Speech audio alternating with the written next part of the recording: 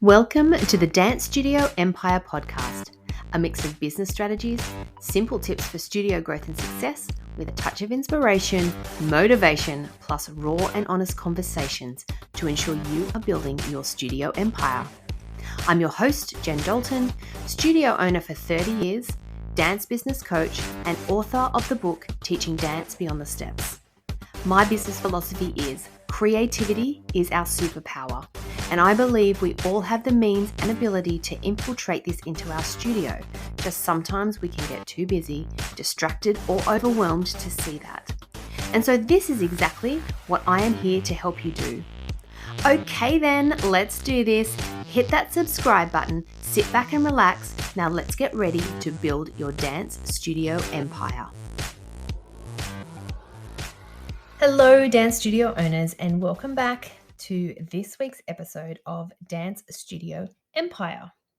Now, it's very fitting that this episode drops today because it is the 1st of September, which means our re-enrollment campaign for the new year officially starts today.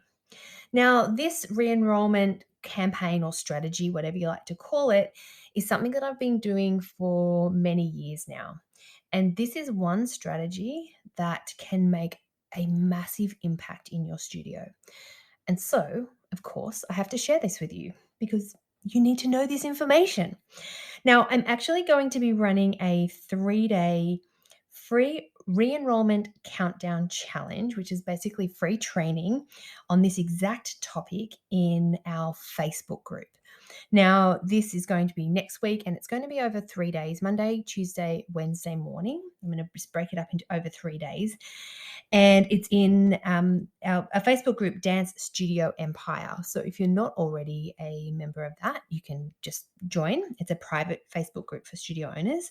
But that's where I'm going to be running the training.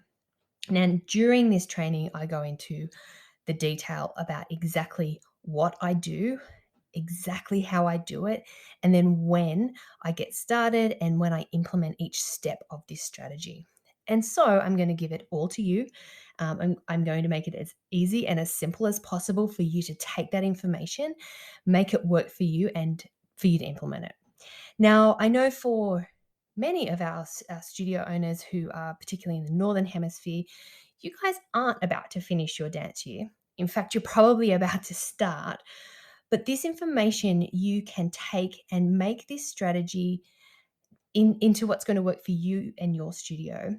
But then all you need to do is implement it about 3 months out from the end of your dance season. So don't tune out if you're not finishing up your dance year because this is still beneficial for you. Now, the first time around when you are building up this system, this strategy, it may take a little bit of time to set up, but each year after that, you are simply just going to tweak it. You're going to update your information and roll it out. Okay, you can hear how passionate I am about it. So why? Why am I so passionate? I know the benefits of it. I know what it can do for your business before you are about to end. I know what it can do for your mindset and for your stress levels. So this is why you need to know this information to see if it works for you. But on the other side of that, there are other benefits.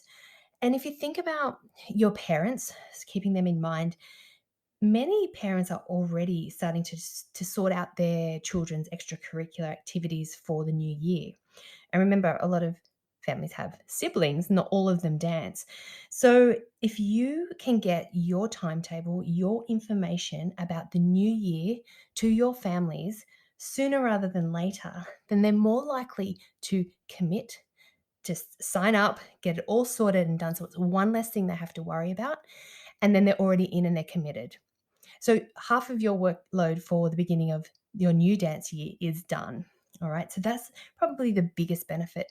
The other thing that I've found over the years is because a lot of our dancers do other activities, if you're first to get yours out, they will lock into you and your timetable. On the flip side, say you don't have your information out, they start committing to other things. It might be gymnastics, it might be swimming, it could be netball, it could be motorbike riding, whatever it is.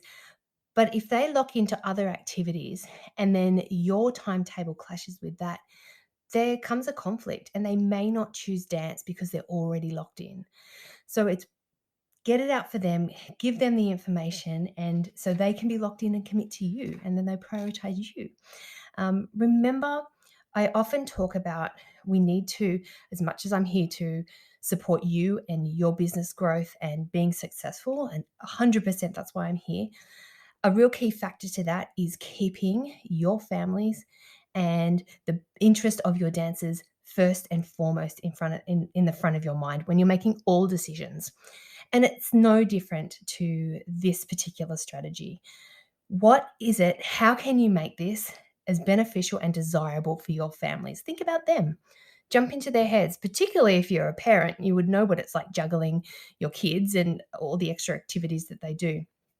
So, how can you make this process help them out?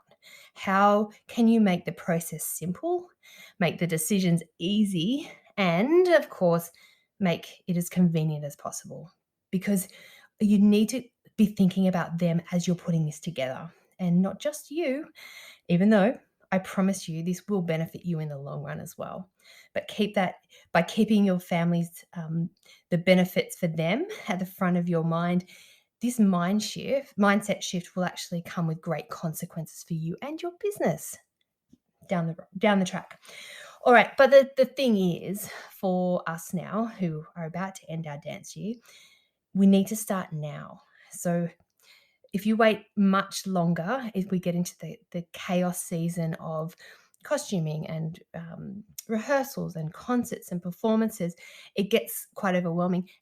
We know how busy it gets for us with our business, then it's the same with all the other activities that kids are doing. They're getting busy with Christmas stuff and they're tying up loose ends and they've got performances as well and maybe games and demonstrations, whatever it is. So start now so you've got a clear slate to get this information to your parents before it gets chaotic for them as well.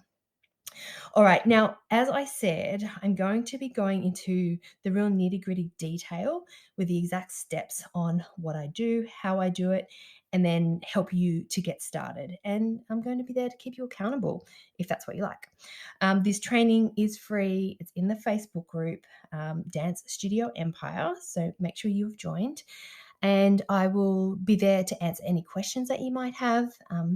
I'll be setting you some challenges to try and get done in a time frame, but it's all over to you. All I can do is give you the information and encourage you to run with it and wait and see the results. All right. Now, if you can't be there live, that is, of course, okay. The training will still be in the Facebook group, but you just will need to be part of that. And I will leave the links for that below so you can join. All right, guys, I am going to leave this one here. Nice, short and sweet today. Get your mind ready, get your pens ready. Let's get into this training. As I said, I promise this particular strategy is a major impact in your studio and this success. All right, guys, I'm going to leave it there. Have a really great week, and hopefully I see you in the live training on Monday. Thank you for listening to this episode of Dance Studio Empire. If you enjoyed it, please share it on your stories on Instagram and be sure to tag me at Dance Teacher Central so I can say thank you. And if you really want to support me and the show, I'd absolutely love for you to leave a rating or review. For all the latest from me, you can follow me at Dance Teacher Central on Instagram and Facebook. Be sure to tune in next week for more strategies and tips to ensure you are building your dance studio empire.